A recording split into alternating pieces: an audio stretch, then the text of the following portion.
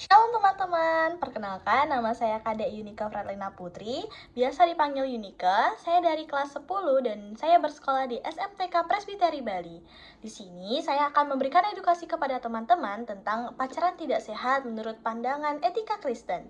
Tanpa berlama-lama lagi, kita langsung ke penjelasannya aja. Check it out! Menurut teman-teman pacaran itu seperti apa sih? Apa sih tujuan pacaran? Mungkin menurut teman-teman pacaran itu sebagai hubungan yang spesial antara dua orang yang saling menyukai, atau untuk semangat hidup, semangat belajar, atau tempat cerita. Zaman sekarang sih pastinya untuk tempat cerita ya.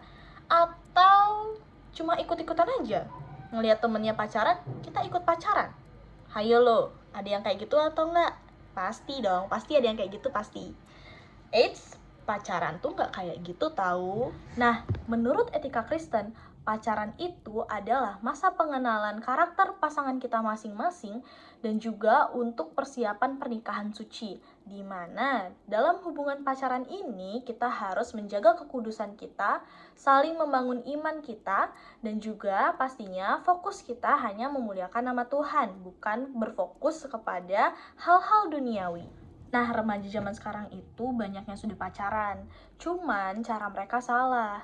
Mereka malah menuntut pacarnya, posesif kepada pacarnya, tidak membiarkan pacarnya untuk berbicara dengan lawan jenis, dan juga membuat prestasi pasangannya menjadi menurun. Yang paling parah itu adalah bisa membuat pasangannya depresi maupun stres gara-gara menjalin hubungan dengan dia. Itu bisa disebut dengan hubungan toxic relationship. Apa sih toxic relationship itu? Kita akan pelajari lebih lanjut lagi. Check it out!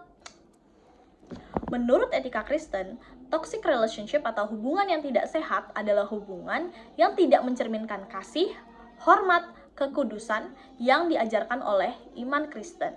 Contohnya dalam hubungan, yaitu mengekang dan mengontrol pasangannya, cemburuan berlebihan, berkata kasar dan menyakiti pasangannya, dan memaksa pasangannya melakukan sesuatu. Padahal dalam 1 Korintus 13 mengajarkan kita tentang kasih.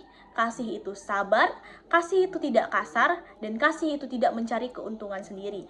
Jadi, hubungan pacaran yang baik, hubungan pacaran yang sehat adalah saling membangun, saling menghargai pasangannya, bukan saling menyakiti. Itu adalah pasangan hidup yang sehat. Mungkin teman-teman yang menonton ini sedang dalam fase di mana teman-teman menjalin hubungan yang tidak sehat atau toxic relationship yang membuat teman-teman merasa hubungan itu terasa lebih berat, merasa tertekan, bahkan tidak ada kebahagiaan sama sekali. Bukannya saling mendukung, malah muncul rasa cemburu berlebihan, saling mengontrol satu sama lain, dan juga hilang kepercayaan. Bahkan kata maupun sikap pasangan membuat kita merasa sakit hati.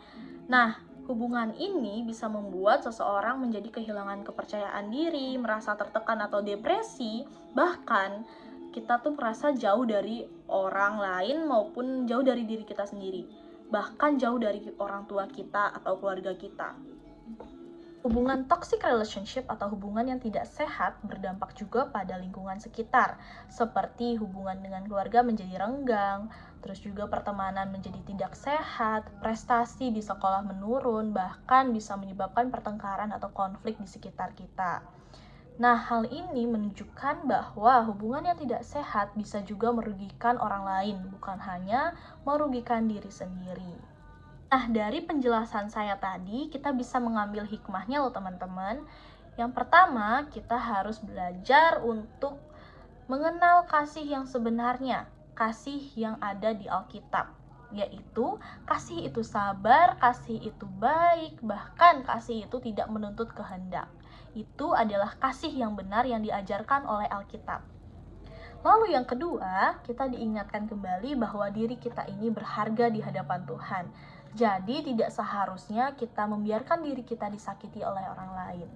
Yang terakhir, kita belajar untuk membangun hubungan yang lebih sehat di masa depan dengan berkomunikasi yang baik, saling menghormati, bahkan saling menghargai perasaan pasangan maupun orang lain.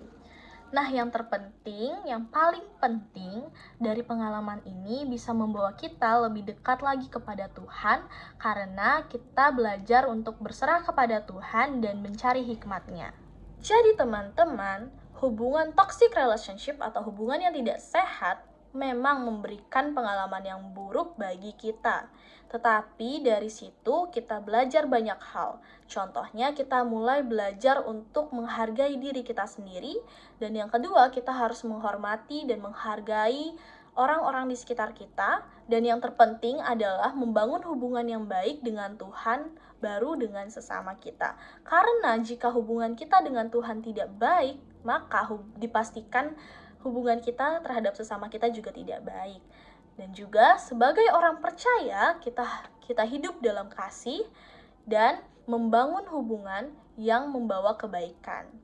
Marilah kita mencari hubungan yang baik, pasangan yang baik untuk memuliakan nama Tuhan dan hidup dalam kasih, hidup dalam damai. Nah, mungkin itu saja dari saya yang bisa saya sampaikan kepada teman-teman, yang bisa saya sharingkan kepada teman-teman, dan saya berharap untuk teman-teman yang masih terjebak dalam hubungan toxic relationship bisa keluar dengan cepat, karena semakin kita bertahan, semakin banyak luka yang kita pendam.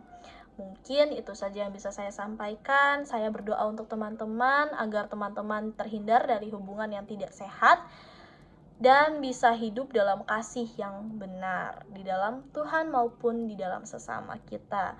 Tuhan Yesus memberkati. Shalom. Dadah.